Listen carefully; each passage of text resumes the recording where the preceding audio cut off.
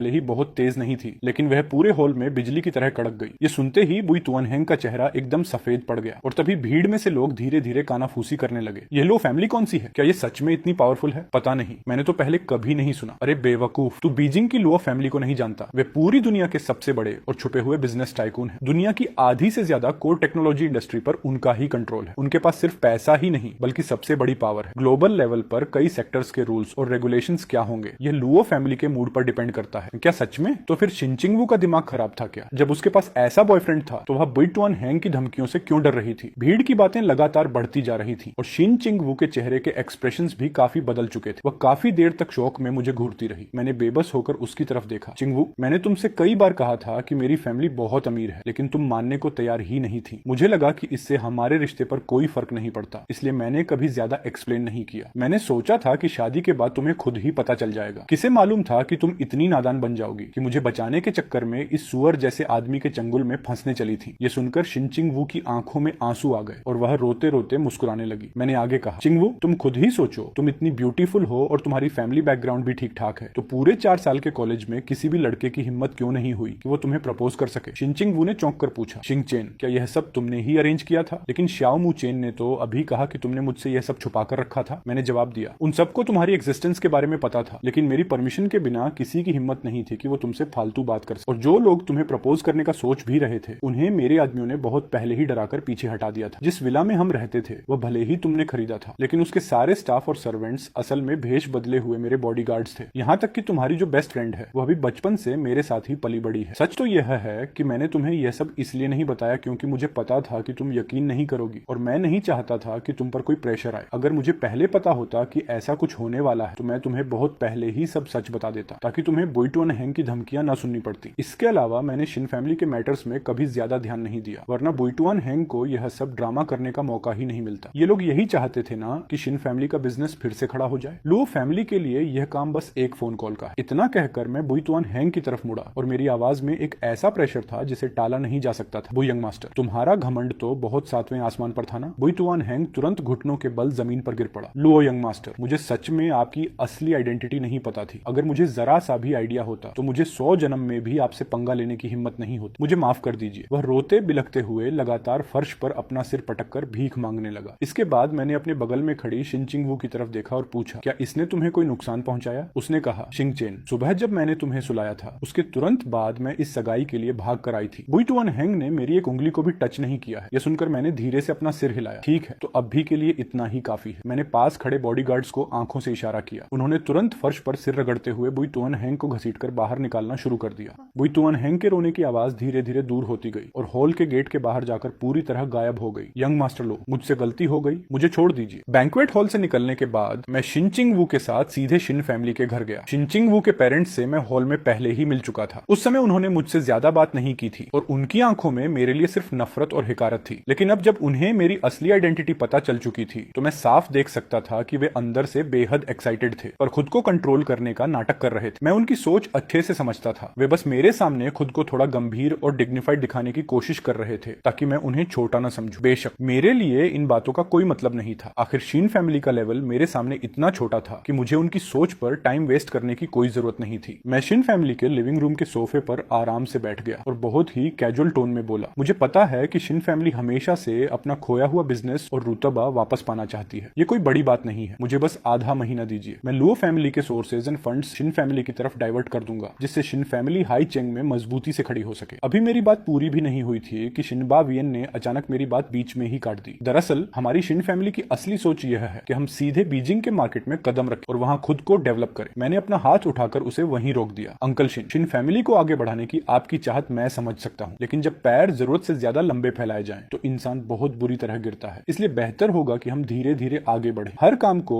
एक proper process के साथ करना चाहिए। बीजिंग की पॉलिटिक्स और मार्केट बहुत गहरे हैं। शिन फैमिली की करंट सिचुएशन के हिसाब से अगर आप वहां कदम रखेंगे तो बड़े बिजनेसमैन आपको जिंदा निकल जाएंगे। ये सुनते ही लिन पोंगची ने तुरंत अपनी भौहें सिकाड़ ली और गुस्से में बोली, अगर चिंगवू की शादी बुई तुअनहेंग से हो जाती तो हमारी शिन फैमिली श्याओमू चेन के कनेक्शंस का यूज करके तुरंत बीजिंग में सेटल हो सकती थी। क्यों? क्या आपकी लुओ फैमिली उस श्याओ फैमिली से भी ज्यादा पावरफुल है जो आप हमारी शिन फैमिली को बीजिंग में एंट्री तक नहीं दिला सकते? ये देखकर शिनचिंगवू बहुत ही एम्बेरेस्ड फील करने लगी और बीच में बोलते हुए बोली, मम्मी पापा प्लीज इस मामले में शिंग चेन की बात मान लीजिए, अब आगे कुछ मत कहिए। लिन फोंगची भड़क गई। चिंगवू, तुम्हारी अभी शादी भी नहीं हुई है और तुमने अभी से बाहर वालों का साइड लेना शुरू कर दिया। मिस्टर लू, आज मैं अपनी बात साफ साफ कह देती हूँ, अगर आप शीन फैमिली को तुरंत बीजिंग ले जाकर डेवलप नहीं करवा सकते तो आपके और चिंगवू की शादी की बात यहीं खत्म समझो। मैं मन ही मन हंस पड़ा। अब मुझे समझ आया कि शीन फैमिली का यह हाल क्यों हुआ था। ये दोनों मियां बीवी इतने शॉर्ट साइटेड और लालची थे कि वे सिर्फ शॉर्टकट के बारे में सोच रहे थे और करंट सिचुएशन को पूरी तरह इग्नोर कर रहे थे। मैं जैसे ही जवाब देने के लिए अपना मुंह खोलने वाला था, शिन चिंगवू ने मेरा हाथ कसकर पकड़ लिया। उसने बहुत ही स्ट्रॉन्ग और फर्म आवाज में अपने पेरेंट्स से कहा, मम्मी पापा, हमारी शिन फैमिली बीजिंग की एलीट सोसाइटी में कभी फिट नहीं हो सकती। अगर हम शिंग चेन के कनेक्शंस के दम पर वहां जबरदस्ती घुस भी गए तो लोग हमें नीची नजर से देखेंगे, हमारा मजाक उड़ाएंगे और यहाँ तक कि हमें लो फैमिली को टारगेट करने का एक वीक पॉइंट बना लेंगे, जिससे शिंग चेन की फैमिली पर भी मुसीबत आ सकती है। हमें अभी जो करने की जरूरत है वह यह है कि हम शांत रहें और हाई चेंग में अपने बिजनेस को अच्छे से बढ़ाएं। ज्यादा से ज्यादा 10 साल लगेंगे और हम अपनी खुद की ताकत के दम पर बीजिंग के मार्केट में एंट्री कर लेंगे। शिनबा वियन चिल्लाया,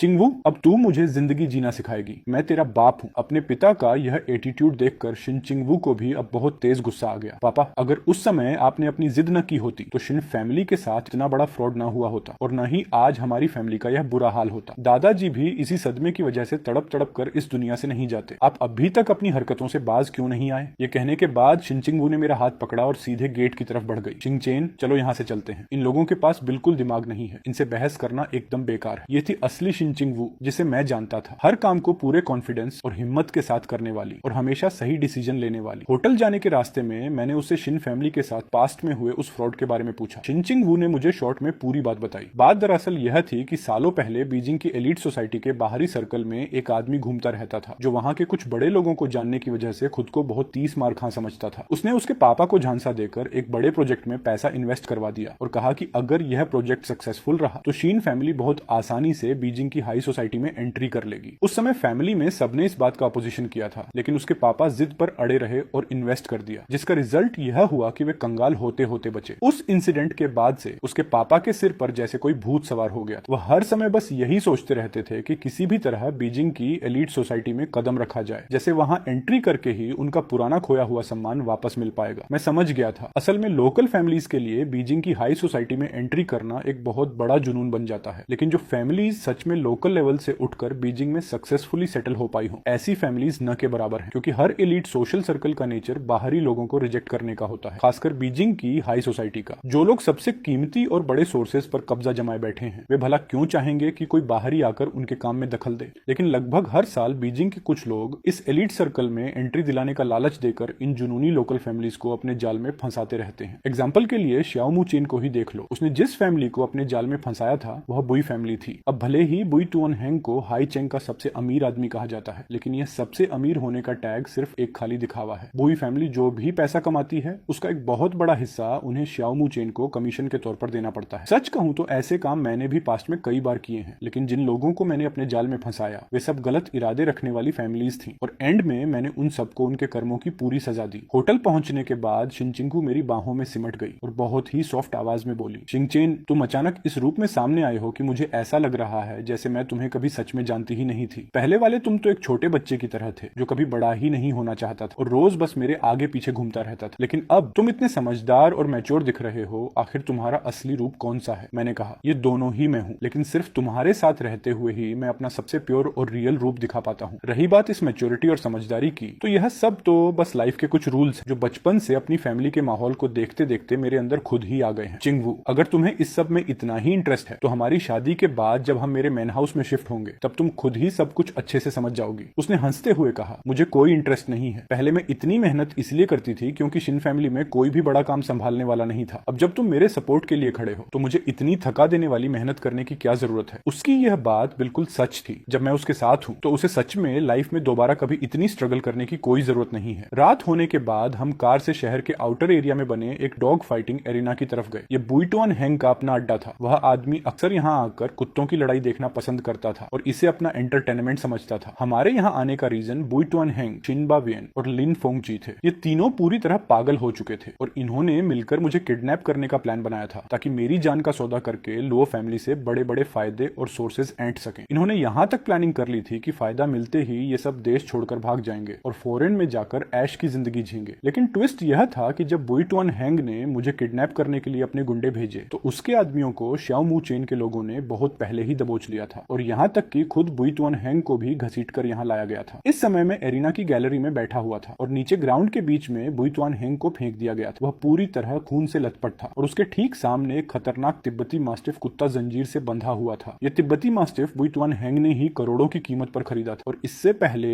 इस कुत्ते ने कई लोगों को काटकर मार डाला था। वहीं मेरे बगल में शिनबा वियन और लिन फोंगची डर के मारे कांपते हुए खड़े थे। मुझे सच में उम्मीद नहीं थी कि ये दोनों इतने बेवकूफ निकलेंगे कि मुझे किडनैप करने का प्लान बना लेंगे। शिनचिंग वो तो गुस्से के मारे पूरी तरह कांप रही थी। उसने अपने दांत भींचते हुए अपने पेरेंट्स से सवाल किया, मम्मी पापा आप दोनों आखिर क्या सोच रहे थे? अगर आप शिंगचेन को किडनैप करके जबरदस्ती बीजिंग के सर्कल में घुस भी जाते तो क्या लू फैमिली बाद में आप दोनों को जिंदा छोड़ देती? लिन फोंगची चिल्लाई। डरने की क्या बात, तब तक तो तीर कमान से निकल चुका होता। हमारी शिन फैमिली बीजिंग में सेटल हो चुकी होती और तू लुओ फैमिली की बहू बन जाती तो क्या वे सच में हमारे लिए मुश्किलें खड़ी करते? मैंने ठंडे लहजे में कहा, आप मरना चाहते हैं क्या? आप दोनों को शायद एलीट सोसाइटी के रूल्स का बिल्कुल आइडिया नहीं है। अगर आप दोनों ने सच में मेरी जान को खतरे में डालने की हिम्मत की होती तो मेरे पेरेंट्स को इस बात से कोई फर्क नहीं पड़ता कि मैं किससे प्यार करता हूँ। वे सीधे मेरे डिसीजन को ओवररूल करते और शीन फैमिली का नामो निशान इस दुनिया से हमेशा के लिए मिटा देते। इसमें चिंगवू भी शामिल होती। ये बात सुनने में बहुत क्रूर लग सकती है लेकिन यही कड़वी सच्चाई थी। मेरे पेरेंट्स चिंगवू को भी जिंदा नहीं छोड़ क्योंकि लुओ फैमिली कभी भी अपने पीछे कोई खतरा या दुश्मन बाकी नहीं रखती। बुई तुअन हैंग नीचे से चिल्लाया, यंग मास्टर लुओ, मुझे अपनी गलती का एहसास हो गया है, प्लीज मुझे एक चांस दे दीजिए। लेकिन उसकी बात पूरी होने से पहले ही उस तिब्बती मास्टिफ ने जंजीर तोड़कर उस पर अटैक कर दिया और उसकी चीखें पल भर में हमेशा के लिए बंद हो गई। मैंने चिंगवू को आगे का सीन नहीं देखने दिया। मैं तुरंत खड़ा हुआ और उसका हाथ पकड़कर बाहर की तरफ ले जाने लगा। शिन फैमिली के दोनों मियां बीवी भी हमारे पीछे आने लगे लेकिन मैंने उन्हें वहीं रोक दिया। मैंने ठंडी नजरों से उनकी तरफ देखा। आप दोनों यहीं रुकिए और इस पूरे नजारे को अपनी आंखों से अच्छे से देखिए। देखने के बाद मुझे 10,000 वर्ड्स का एक अपोलॉजी लेटर लिख कर दीजिए कि आपने इससे क्या सीखा। अगर आपकी सीख गहरी नहीं लगी तो आपको यहीं रुककर इसे दोबारा देखना होगा। वैसे भी बुई फैमिली के अभी बहुत से लोग पीछे लाइन में खड़े हैं। मुझे उन सबको भी अच्छे से समझाना है कि उनके लिए क्या सही है। जहां तक मेरे होने वाले सास ससुर का सवाल था, मुझे लगा था कि इस इंसिडेंट के बाद शिनबा वियन और लिन फोंगची सुधर जाएंगे और शांति से बैठेंगे और बुई तुअन हैंग की बची कुची गैंग भी अब कोई तमाशा नहीं कर पाएगी। लेकिन मैंने उनके लालच और पागलपन को बहुत हल्के में ले लिया। 3 दिन बाद श्योमू चेन ने मेरे सामने एक नई इन्वेस्टिगेशन रिपोर्ट लाकर रखी। उस रिपोर्ट के कंटेंट देखकर मैं भी थोड़ा हैरान रह गया। मालूम हुआ कि बुई तुअन हैंग का साउथ रीजन में एक दूर का अंकल था जिसने अंडरवर्ल्ड के दम पर अपना बड़ा एम्पायर खड़ा किया था और उसके पास कई खतरनाक क्रिमिनल्स की एक बड़ी गैंग थी। बुई तुअन हैंग ने अपने साथ हुए इंसिडेंट से पहले ही अपने उस अंकल को हेल्प का मैसेज भेज दिया था और बताया था कि उस पर अत्याचार किया जा रहा है। अब वह अंकल अपने आदमियों को लेकर बड़ी तेजी से हाई चेन की तरफ बढ़ रहा था और सरेआम बुई तुअन हैंग का बदला लेने की धमकियां दे रहा था। इसके अलावा शिनबा वियन ने भी छुपकर बुई तुअन हैंग के उस अंकल से कांटेक्ट कर लिया था। उसने मेरी डेली लाइफ का पूरा शेड्यूल और रूट्स उस गैंग को लीक कर दिए थे और प्रॉमिस किया था कि अगर वे मुझे अपने कंट्रोल में ले लेते हैं तो शिन फैमिली अपनी आधी प्रॉपर्टी उन्हें रिवॉर्ड के तौर पर दे देगी। यहाँ तक कि शिनबा वियन ने खुद आगे बढ़कर समंदर के रास्ते से उन्हें सेफ एग्जिट दिलाने में हेल्प करने का ऑफर भी दिया था। मैंने रिपोर्ट में लिखी बातें देखी और मेरे होठों पर एक ठंडी मुस्कान आ गई। सच में कुछ लोगों को सीधी उंगली से घी निकालना पसंद नहीं आता। ऐसा लगता है कि पिछली बार का लेसन उनके लिए काफी नहीं था। जब चिंगवू को इस बात का पता चला तो उसकी आंखें लाल हो गईं और उसने रोते हुए मुझसे माफी मांगी। तुम्हें मेरी वजह से इतनी प्रॉब्लम झेलनी पड़ रही है। मेरे पेरेंट्स बहुत ज्यादा गिर चुके हैं। मैंने उसका चेहरा पकड़कर कहा, इसमें तुम्हारी कोई गलती नहीं है। ये उन लोगों का अपना लालच है जो उन्हें ले डूब रहा है। अब जब वे खुद ही यह गेम खेलना चाहते हैं तो मैं भी उनके साथ इस गेम को एंड तक खेलूंगा। मैंने श्योमू चेन से कहा कि हमें खुद एक्शन लेने की कोई जरूरत नहीं है। बस ये सारी information local law enforcement agencies को लीक कर दी जाए और बुई तुअन हैंग और उसके अंकल के सारे क्रिमिनल रिकॉर्ड्स के सबूत उन्हें सौंप दिए जाएं। बुई तुअन हैंग के अंकल ने सालों से जो भी काले कारनामे किए थे उनमें से कोई एक छोटा सा क्राइम भी उसे पूरी जिंदगी जेल की चक्की पीसने के लिए काफी था। इन छोटे मोटे मच्छरों से निपटने के लिए मुझे खुद हाथ गंदे करने की कोई जरूरत नहीं थी। जैसा कि मैंने सोचा था, बुई तुअन हैंग का अंकल जैसे ही अपने गैंग के साथ हाई चेंग की सीमा में एंटर हुआ, पुलिस और सिक्योरिटी फोर्सेज ने पहले से जाल बिछाकर उन्हें चारों तरफ से घेर लिया। उसके साथ आए क्रिमिनल्स को संभलने या पलटवार करने का एक भी मौका नहीं मिला और उन सबको एक एक करके जमीन पर पटक कर दबोच लिया गया। वे सब सड़क पर कुत्तों की तरह बेबस पड़े थे। रही बात उसके अंडरवर्ल्ड के काले बिजनेस और प्रॉपर्टीज की, तो मैंने अपने आदमियों से कहकर उन सबको पूरी तरह सीज करवा दिया और उनकी सारी वेल्थ गवर्नमेंट ने जब्त कर ली। जब शिनबा वियन को यह न्यूज मिली उस समय वह अपनी कंपनी की एक बोर्ड मीटिंग ले रहा था। डर के मारे वह सीधे फर्श पर गिर पड़ा और सदमे में आ गया। काफी देर तक वह जमीन से उठ भी नहीं पाया और बोर्ड मीटिंग को वहीं रोकना पड़ा। लिन फोंगची तो यह सुनते ही रोते रोते बेहोश हो गई। होश में आने के बाद वह तुरंत भागती हुई उस होटल पहुंची जहां मैं रुका हुआ और बाहर बैठकर भीख मांगने लगी। वह होटल के गेट के सामने घुटनों के बल बैठ गई और वहां से हिलने का नाम नहीं ले रही थी। वह लगातार मेरा नाम पुकार कर रो रही थी और कह कह रही थी कि उससे बहुत बड़ी भूल हो गई है, प्लीज शिन फैमिली को एक आखिरी चांस दे दिया जाए। होटल के बाहर बहुत से लोग इकट्ठे हो गए थे और वे सब इस ड्रामे को देखकर आपस में कानाफूसी और गॉसिप कर रहे थे। मैं होटल के टॉप फ्लोर की बड़ी कांच की खिड़की के पास खड़ा था और नीचे लिन फोंगची की इस हालत को ठंडी नजरों से देख रहा था। मेरी आंखों में उसके लिए कोई दया या इमोशन नहीं था। मैंने सीधे अपने बॉडीगार्ड को नीचे जाकर मेरा मैसेज देने के लिए कहा। बॉडीगार्ड ने नीचे जाकर लिन फोंगची से कड़क आवाज में कहा, हमारे यंग मास्टर लो ने आपके लिए एक मैसेज भेजा है। आप जैसी औरत जो कभी अपनी गलतियों से नहीं सीखती, उसे हमारे यंग मास्टर से मिलने की कोई अथॉरिटी नहीं है। ये तो बस एक छोटी सी शुरुआत। अगर आपने दोबारा कभी हमारे यंग मास्टर या मिस शिन को परेशान करने की कोशिश की तो आपको इस दुनिया से हमेशा के लिए गायब कर दिया जाएगा। बॉडीगार्ड की यह बात सुनते ही लिन फोंगची डर के मारे कांप उठी। वह तुरंत जमीन से उठी और बिना पीछे मुड़े दुम दबाकर वहां से भाग गई। वहां तमाशा देख रही भीड़ भी यह देखकर धीरे धीरे तितर बितर हो गई। लेकिन शिन फैमिली का यह बड़ा स्कैंडल पूरे हाईचेंग की हाई सोसाइटी में आग की तरह फैल गया। जितनी भी कंपनियों के शिन फैमिली के साथ बिजनेस कॉन्ट्रैक्ट थे, उन सब ने एक एक करके अपने सारे एग्रीमेंट्स कैंसिल कर दिए। शिन फैमिली के कंपनी शेयर्स बहुत बुरी तरह क्रैश हो गए और उनकी कंपनी पूरी तरह बैंकरप्ट होने की कगार पर पहुंच गई। मुझे लगा था कि इन सब मुसीबतों को झेलने के बाद शिनबा वियन और लिन फोंगची आखिरकार सुधर जाएंगे और शांत बैठेंगे, लेकिन मैंने उनके गिरने की लिमिट को फिर से बहुत ज्यादा आंक लिया था। उनके खुद के हाथों अपनी कब्र खोदने का यह रास्ता अभी खत्म होने से बहुत दूर था और इस बार तो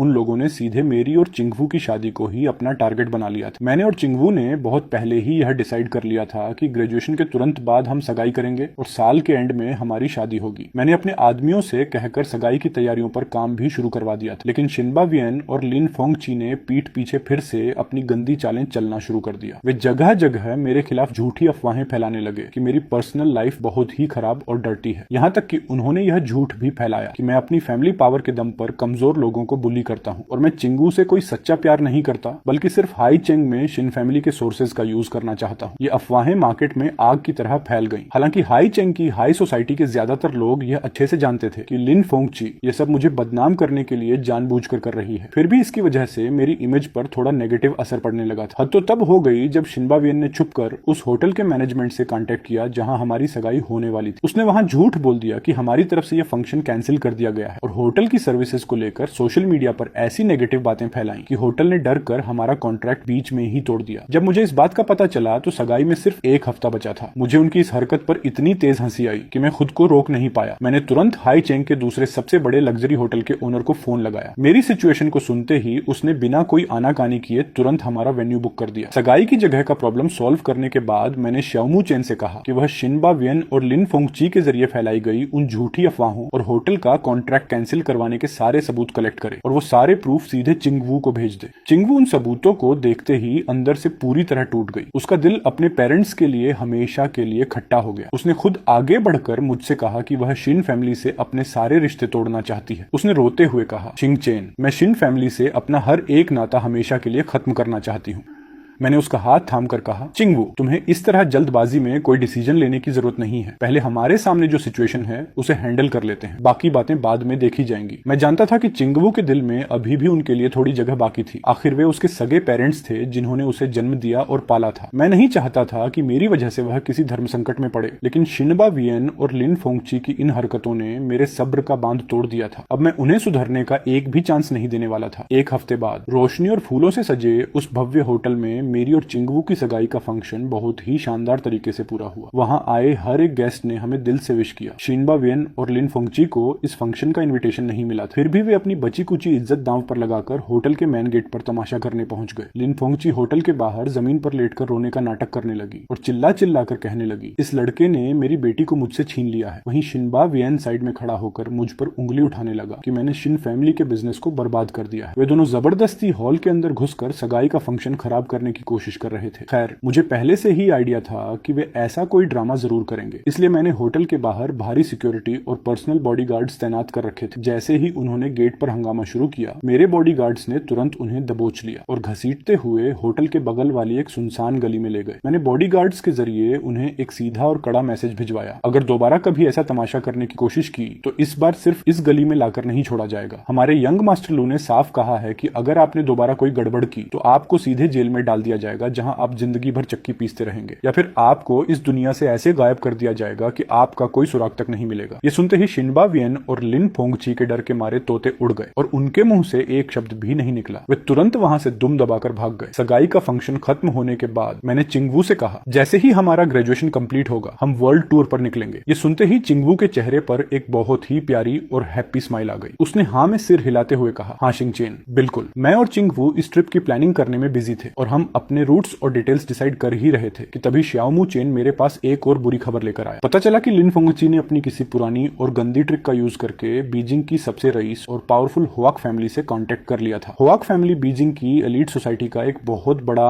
और जाना माना नाम थी, जिनका बिजनेस कई अलग अलग सेक्टर्स में फैला हुआ था और उनकी पावर को कम नहीं आंका जा सकता था। हालांकि कोर टेक्नोलॉजी सेक्टर्स पर कंट्रोल और इंटरनेशनल लेवल के इन्फ्लुएंस के मामले में वे हमारी लू फैमिली से काफी पीछे थे। पिछले कुछ सालों से वे हमारी लुओ फैमिली को अपना सबसे बड़ा बिजनेस राइवल मानते आए थे। वे हमेशा हमें नीचा दिखाने की फिराक में रहते थे और बिजनेस मार्केट में हमारे कामों में रोड़ा अटकाने का कोई मौका नहीं छोड़ते थे। लिन फोंगची ने मुझसे बदला लेने के लिए लॉ फैमिली के कुछ बिजनेस सीक्रेट्स चुराकर सीधे होआक फैमिली को सौंप दिए थे। इतना ही नहीं, उसने मेरे और चिंगवू के रिश्ते की बातों को मिर्च मसाला लगाकर होआक फैमिली के हेड को सुनाया था और कहा था कि मैं एक लड़की के चक्कर में अपनी खुद की फैमिली के बिजनेस और फायदों को दांव पर लगा रहा हूं और मैं बहुत जल्द लुओ फैमिली को बर्बाद कर दूंगा। वह जानबूझकर मेरे और होआक फैमिली के बीच की दुश्मनी को और ज्यादा भड़का रही थी ताकि होआक फैमिली इस मौके का फायदा उठाकर मुझ पर सीधा अटैक कर दे। लिन फोंगची ने होआक फैमिली से यह प्रॉमिस भी किया था कि अगर वे मुझे बर्बाद करने में उसकी हेल्प करते हैं तो शिन फैमिली हमेशा के लिए होआक फैमिली की गुलाम बन जाएगी और हाई चेंग में उनकी एक मोहरे की तरह काम करेगी। श्याओमू चेन ने लिन फोंगची और होआक फैमिली के बीच हुई बातचीत के कॉल लॉग और उसके जरिए लीक किए गए उन बिजनेस सीक्रेट्स की पूरी फाइल बनाकर मेरे सामने रख दी। मैंने उस फाइल के पन्नों को पलटा। मेरे चेहरे पर कोई एक्सप्रेशन नहीं था, लेकिन जो लोग मुझे करीब से जानते थे वे यह अच्छे से समझ सकते थे कि मेरा यह शांत चेहरा ही मेरे सबसे खतरनाक गुस्से की निशानी है। शिनबा वियन और लिन फोंगची सच में अपनी मौत को खुद दावत दे रहे थे। उनकी इतनी हिम्मत बढ़ गई थी कि वे मेरे खिलाफ होआक फैमिली से हाथ मिला लें। उन्हें सच में लगता है कि होआक फैमिली उनकी हेल्प करने के लिए आगे आएगी। यह उनकी सबसे बड़ी बेवकूफी थी। भले ही होआक फैमिली लू फैमिली की कॉम्पिटिटर थी, लेकिन उन्हें भी अपनी लिमिट्स अच्छे से पता थी। वे शिन फैमिली जैसी एक मामूली और घिसी पिटी फैमिली के लिए लुओ फैमिली के साथ सीधे दुश्मनी मोल लेने का रिस्क कभी नहीं उठाते। और सबसे मजेदार बात तो यह थी कि लिन फोंगची ने जिन सीक्रेट्स को लीक किया था वे सब तो बस कुछ मामूली और फेक इन्फॉर्मेशन थी, जिन्हें मैंने खुद जानबूझकर मार्केट में लीक करवाया था। लुओ फैमिली के असली कोर सीक्रेट्स तक पहुंच पाना तो दूर, उनकी परछाई को छूने की भी उसकी औकात नहीं थी। मैंने तुरंत अपना फोन उठाया और सीधे होआक चान शान को कॉल लगा दिया। फोन पर सिर्फ 3 बार घंटी बजी और उधर से आवाज आई, छोटे लू, आज इस बूढ़े की याद कैसे आ गई तुम्हें? अंकल होआक, मुझे पूरा यकीन है कि आपको इस बात की खबर मिल चुकी होगी। लिन फोंगची आपसे कांटेक्ट करने आई थी, सही कहा ना? होआक चान शान एक पल के लिए खामोश रहे, फिर उन्होंने एक ठंडी सांस ली। छोटे लू, मुझे इस बारे में पता चल गया है। वह औरत सच में अपनी औकात भूल चुकी है और उसे आसमान की ऊंचाई का जरा भी अंदाजा नहीं है। तुम बिल्कुल बेफिक्र रहो। होआक फैमिली का लेवल इतना नहीं गिरा है कि हम किसी की मजबूरी का फायदा उठाकर उस पर वार करें, और न ही हम किसी बाहरी इंसान के हाथ की कठपुतली बनेंगे। मुझे उनके मुंह से बस इसी एक बात की उम्मीद थी। तो फिर इस बात के लिए आपका बहुत बहुत थैंक यू अंकल होआक। लेकिन लिन फोंगची ने जो लो फैमिली के बिजनेस इन्फॉर्मेशन को लीक करने की कोशिश की है और हम दोनों फैमिलीज के बीच दरार डालने की गंदी साजिश रची है, इस बात को मैं इतनी आसानी से नहीं भूलूंगा। ये तो बिल्कुल जायज बात है। आखिर गलती शिन फैमिली की ही है। तुम उनके साथ जैसा चाहो वैसा बर्ताव कर सकते हो। होआक फैमिली इस मामले में बिल्कुल भी बीच में नहीं आएगी। जी ठीक है। मैंने फोन रखकर अपने सिर को थोड़ा सहलाया और फिर अपने बगल में खड़े श्याओमू चेन की तरफ देखा। अभी के अभी ऑर्डर पास करो और शिन फैमिली के सारे बिजनेस और प्रॉपर्टीज को पूरी तरह टेक ओवर कर लो, चाहे उनके कंपनी शेयर्स हो या उनकी रियल एस्टेट प्रॉपर्टीज। एक भी चीज बचनी नहीं चाहिए। मैं चाहता हूं कि शिन फैमिली का नामो निशान हाई चेंग से हमेशा के लिए मिट जाए। श्याओमू चेन की आंखों में एक खतरनाक चमक आ गई। बिल्कुल समझ गया लू बॉस, मैं तुरंत इसका अरेंजमेंट करता हूँ। लुओ फैमिली की असली ताकत ऐसी नहीं थी जिसका सामना शिन फैमिली जैसी मामूली फैमिली कर पाती। 3 दिन भी पूरे नहीं हुए थे कि शिन फैमिली का ज्यादातर बिजनेस और प्रॉपर्टीज हमने पूरी तरह खरीद ली। उनकी बची कुची जो थोड़ी बहुत एसेट्स थी वे भी फंड्स ब्लॉक होने और बैंक करप्ट होने की वजह से पूरी तरह नीलाम हो गई। शिनबा वियन और लिन फोंगची सिर्फ एक ही रात में पूरी तरह सड़क पर आ गए और उनके सिर पर करोड़ों का कर्ज चढ़ गया। जब कर्ज वसूलने वाले लोग उनके पीछे हाथ धोकर पड़ गए और उन्हें छुपने की कोई जगह नहीं मिली तो वे एक बार फिर भागते हुए मेरी कंपनी की बिल्डिंग के नीचे आकर तमाशा करने लगे। लेकिन इस बार मैंने उन पर जरा भी रहम नहीं दिखाया। मैंने सीधे अपने बॉडीगार्ड्स को हुक्म दिया कि उन्हें दबोचकर पुलिस स्टेशन के हवाले कर दिया जाए। हमने उन पर सरेआम हंगामा करने और कमर्शियल फ्रॉड का केस दर्ज करवाकर उन पर मुकदमा चला दिया। कोर्ट ने भी इस मामले में बहुत तेजी से अपना फैसला सुनाया। कमर्शियल फ्रॉड के जुर्म में शिनबा वियन को 5 साल और लिन फोंगची को 3 साल की जेल की सजा सुनाई गई। इसके साथ ही उनकी बची कुची सारी पर्सनल प्रॉपर्टीज को कर्ज चुकाने के लिए गवर्नमेंट ने सीज कर लिया। जब चिंगवू को कोर्ट के इस फैसले फैसले का पता चला तो उसने मुझसे कुछ नहीं कहा, वह बस चुपचाप मेरी छाती से आकर लग गई। मैं अच्छे से जानता था कि उसे अंदर से बहुत दुख हो रहा होगा, लेकिन यह सब शिनबा वेन और लिन फोंगची के अपने कर्मों का फल था। इसके लिए वे किसी और को ब्लेम नहीं कर सकते थे। मैंने प्यार से उसकी पीठ को थपथपाया। अब से मैं तुम्हारे साथ हूँ और हमेशा तुम्हारा साथ निभाऊंगा। चिंगवू ने अपना सिर उठाया, उसकी आंखों में आंसू भरे हुए थे। हाँ, मुझे आप पर पूरा यकीन है। जिस दिन शिन फैमिली के पूरी तरह बर्बाद होने की खबर पूरे हाई चेंग में फैली, मैंने बिना किसी सिंपैथी के उनके नाम पर बची आखिरी पर्सनल वेल्थ को भी पूरी तरह फ्रीज करवा दिया। यहाँ तक कि जेल में उनके खाने पीने या रहने के लिए एक छोटा सा रुपया भी उनके पास नहीं बचा। मैंने स्पेशली पुलिस डिपार्टमेंट को यह गाइडलाइन दी कि उन दोनों को जेल के अंदर के सारे काम आम कैदियों की तरह ही करने होंगे। उन्हें वहां कोई भी वीआईपी ट्रीटमेंट या छोटा सा प्रिविलेज नहीं मिलना चाहिए। रही बात उन छोटे मोटे बिजनेसमैन और चापलूसों की जिन्होंने पास्ट में शिन फैमिली के साथ मिलकर मेरे खिलाफ साजिशें रची थी, मैंने उन्हें भी नहीं बख्शा। शाओमू चेन ने अपनी टीम लेकर उन सभी लोगों का एक एक करके सफाया करना शुरू कर दिया। उनमें से कुछ के बिजनेस पूरी तरह बर्बाद हो गए और उन्हें हाई चेंग छोड़कर भागना पड़ा, तो कुछ सीधे जेल में शिनबा वेन और लिन फोंगची के पड़ोसी बन गए। हाई चेंग के पूरे बिजनेस मार्केट को मैंने अपने हिसाब से पूरी तरह बदल कर रख दिया। उस दिन के बाद से पूरे शहर में किसी की भी इतनी हिम्मत नहीं हुई कि वह लुओ फैमिली की पावर और रुतबे को हल्के में लेने की भूल करे। यहाँ तक कि बीजिंग की उस बड़ी हुआक फैमिली ने भी खुद आगे बढ़कर हमें एक मैसेज भेजा, जिसमें उन्होंने बिजनेस मार्केट का एक बहुत बड़ा हिस्सा हमारे नाम करने की बात कही। वे बस लुओ फैमिली के साथ शांति से अपने रिश्ते बनाए रखना चाहते थे। मैंने उनके इस प्रपोजल को न तो एक्सेप्ट किया और न ही रिजेक्ट किया। मैंने बस शाओमू चेन से कहकर उन्हें एक सीधा सा जवाब भिजवा दिया। हाई चेंग पूरी तरह से लुओ फैमिली का इलाका है। यहाँ के सारे रूल्स और रेगुलेशन सिर्फ मेरे हिसाब से तय होंगे। अगर किसी ने भी अपनी लक्ष्मण रेखा पार करने की कोशिश की तो उसे इसकी बहुत बड़ी और खौफनाक कीमत चुकानी पड़ेगी। और शिन फैमिली इसका सबसे बड़ा और जीता जागता एग्जाम्पल है, जो आज अपने कर्मों की सजा भुगत रही है।